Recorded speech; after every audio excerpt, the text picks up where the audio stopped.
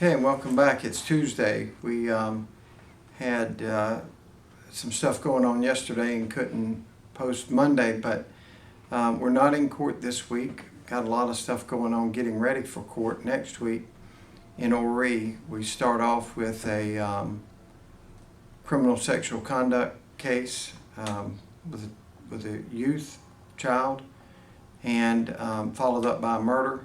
So there's a lot going on, and hopefully we'll get to both of those cases next week, and then I'll be able to update you the next week. But not having court, I saw a discussion on our Facebook page or YouTube somewhere where there was a term that came up, and I said, well, you know, a lot of people may not know what this is.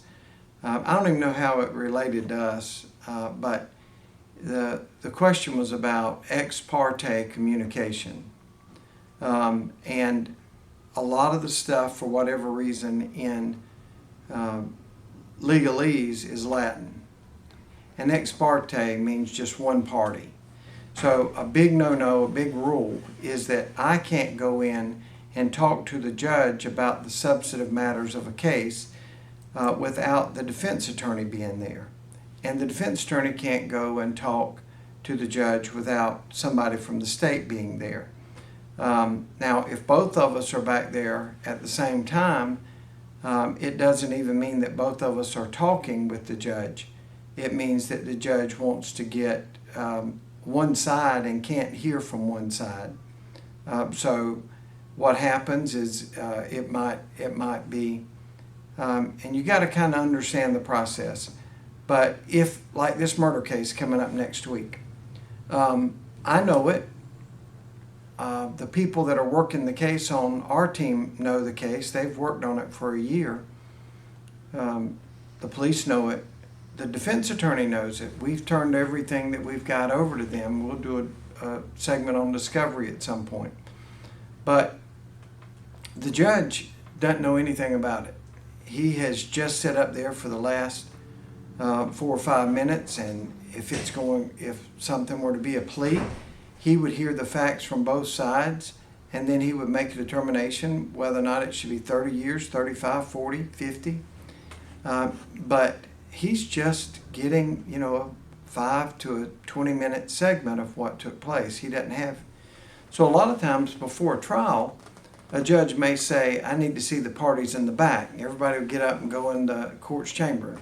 Nothing squirrely's going on. What's happening is he is trying to find out what sort of motions are there going to be for planning purposes. Technically speaking, there are times that I could talk to a judge and it not be ex parte communication.